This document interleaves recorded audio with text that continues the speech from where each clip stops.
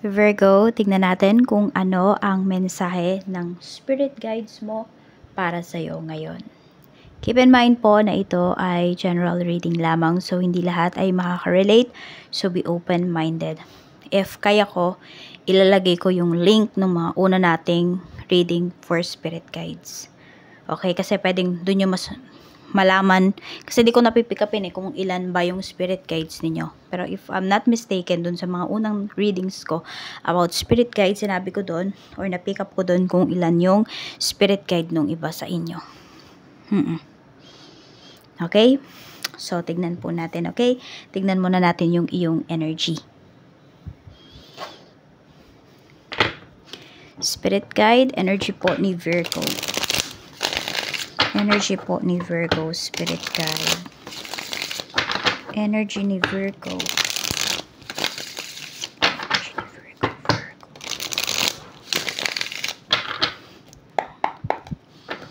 Virgo, Sun, Moon, Rising, and Venus. Energy mo po ngayon. We have 7 of Wands. Marami kang iniiwasan dito. Pero nakikita ko rin naman sa'yo na kaya ka umiiwas, kaya ayaw mo ng distraction kasi meron ka din naman na pinagtutuunan ng pansin dito.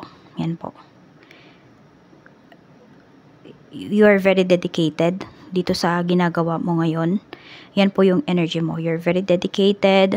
Ayaw mo ng distractions. Walang makakapigil sa'yo. Parang you are in a rush. Ayun yung nakikita ko sa'yo dito, Virgo, as your energy. You are in a rush.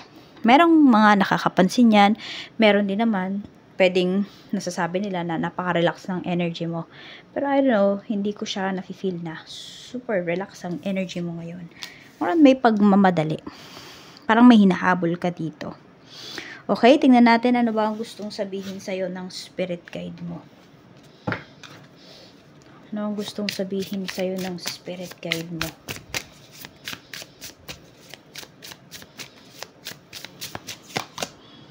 You are an original, so let yourself follow your own heart.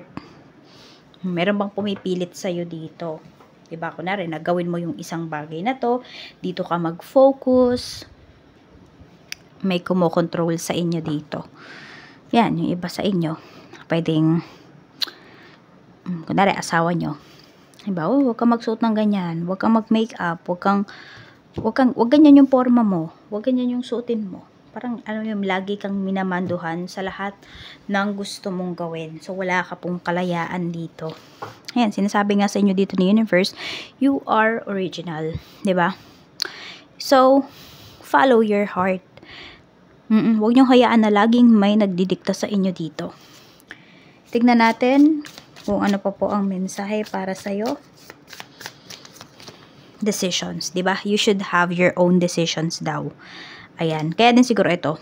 Kaya sinasabi sa yung 7 of Pentacles na to kasi, di ba nga, yan yung sinasabi ko kanina na you're very dedicated, meron kang gustong gawin, so pursue mo daw yun. Yun yung sinasabi dito. Sabi dito, you are at a critical decision point in your life. Making a clear and confident choice will lead to positive outcomes. So, meron, nagdadalawang isip ba kayo? Or buo na yung decision ninyo? Yes, pwede po na sabihin natin dito sa gagawin ninyong decision, alam niyo na pwedeng may mawala sa inyo. Di ba? Pwedeng meron kayo talagang isa-sacrifice. Pero kung buo naman po yung decision ninyo, and alam nyo kung ano yung pwedeng mangyari, and you are ready about it, then push nyo na yan. Okay? Yes, pwedeng iba sa inyo may masasaktan kayo. Hindi nyo man yun sadya, pero pwedeng meron po talaga dito sa gagawin ninyong decision. Pero sinasabi sa inyo dito ni Universe, ng inyong mga spirit guides, na gawin mo na kung ano yung dapat mong gawin, yung gusto mong gawin. Because sabi nga dito is pag lagi ka na lang oo sa mga tao, lagi ka na lang magiging sunod-sunuran, saan ka kaya pupulutin? Lagi ka na lang nasa shadow nila. Hindi mo makikilala yung totoo mong sarili. Hindi naman porket naging successful, sabi natin, meron kang kaibigan, meron kang kapatid na naging successful sa larangan na to, kunwari, ayan, sa makeup business, yun na lang sa mga beauty products, ikaw ba, magiging successful ka din doon? Hindi tayo sure, diba? yun ba yung gusto mo talagang pursue? Pwedeng hindi. Kaya, wag mo nang itry dun ka sa gusto mo talaga, sa passion mo. You should make your own decision daw. Sabi ng iyong mga spirit guides, it's 2025. It's for you to decide about your life. Lalo na kung iba naman po sa inyo is wala na kayo sa bahay ng parents ninyo. 'Di ba? Kaya yun ang tumayo sa sarili ninyong mga paa. So, tingnan naman po natin, paano ka ba mas makakakonect sa mga spirit guides mo? Paano ka, Virgo, mas makakakonect? Okay. Yan, no? 'Di ba? Mag-focus ka daw talaga sa life mo. Yun yung sinasabi dito. And also, no, because of your decisions nga, marami ditong mga bagay na papabor sa'yo. So, every time na pumapabor sa'yo, ang mga bagay-bagay because of your own decision, 'di ba?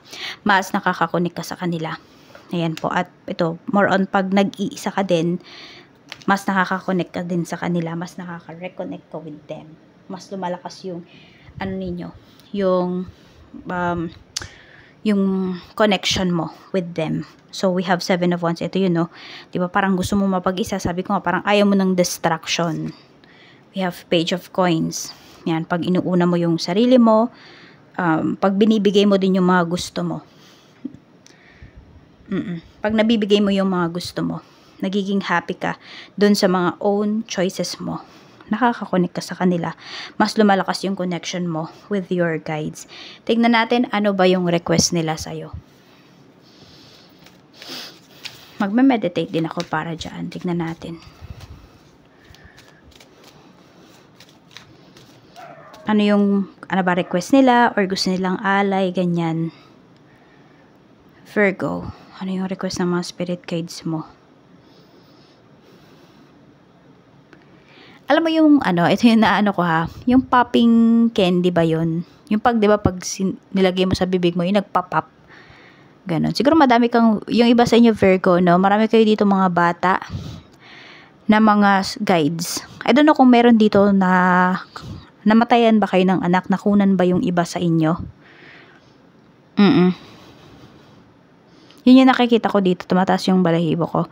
For some of you po, yun yung naano ko na pwedeng mas makakonek kayo sa spirit guides ninyo is popping candy. Yun po yung ialay ninyo. Kahit lagay nyo lang sa, wag nyo buksan. Kasi lagay nyo lang sa isang platito, ganon. Tapos, mag-pray po kayo. Kahit anong prayer na gusto ninyong sabihin, hilingin, ganyan, sa inyong guides. Okay po yun. Tapos, iwan mo lang siya for 7 days. Then, dispose mo na. Huwag mong kakainin. Dispose mo, ganon. Huwag mo papamigay sa mga bata. Okay, yun po yung naano ko dito, napipick up ko. More on meron dito. I don't know kung namatayan kayo ng anak, nakunan ba kayo. Naging guide nyo kasi. Meron po dito. Kung di naman kayo yon, pwedeng apo ninyo. Yan po. Kung hindi kayo yung nakunan, ganon. Or nawalan ng anak. Yun yung request nila sa'yo. Yun yung napipick up ko. Yun yung pinakamalakas na napick up ko.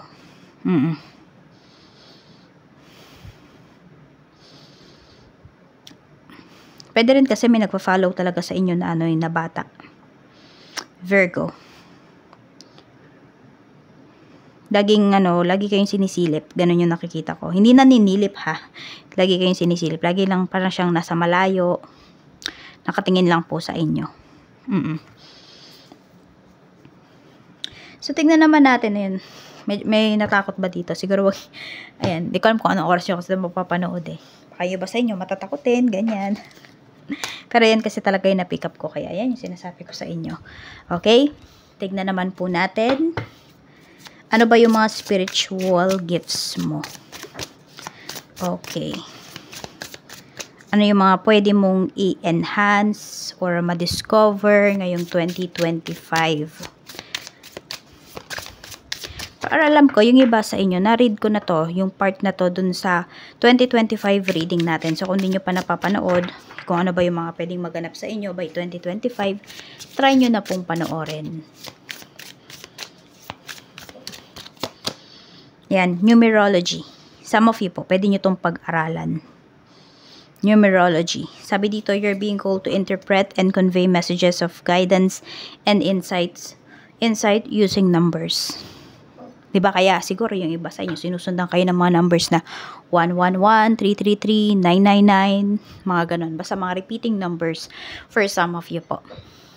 Okay? Or maybe nagtataka kayo, may kaugnayan ba yung mga nangyayari sa buhay ninyo pagdating sa yung kunwari birthday ninyo? Yan, yung year kung kailan kayo pinanganak.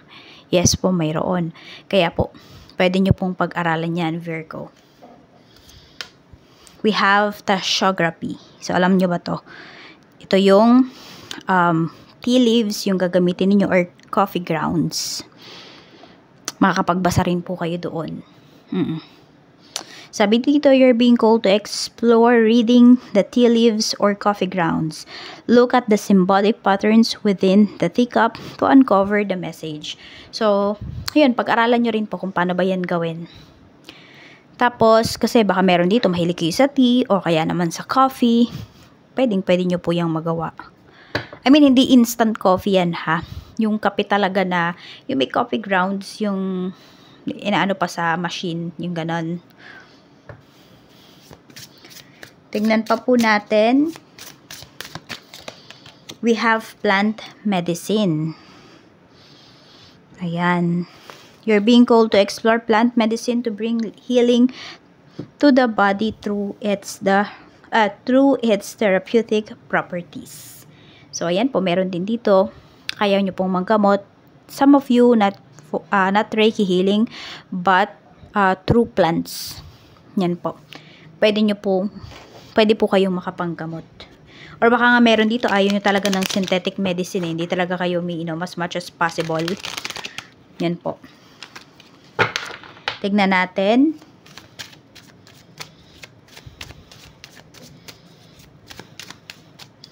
Ready ka na ba? Are you ready ba na i-embrace itong spiritual gifts mo?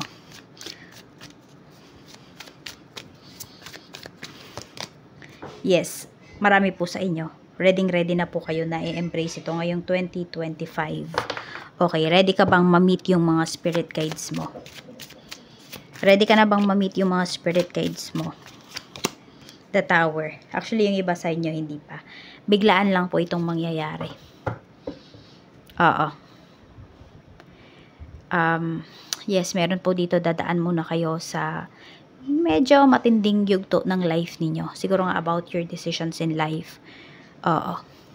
Dark night of the soul for some of you. Doon yung makikilala yung mga spirit guides ninyo. Ayan po. So, ayan lang po, Virgo. Maraming salamat. And I hope kahit papano na-enlighten kayo dito. Sabi ko nga po, if I have the energy, hanapin ko yung yung link nung mga previous reading natin about spirit guides ninyo. So, ayan lang po. Ingat kayo and gawin nyo na po yung hinihiling na alay sa inyo ng inyong guides.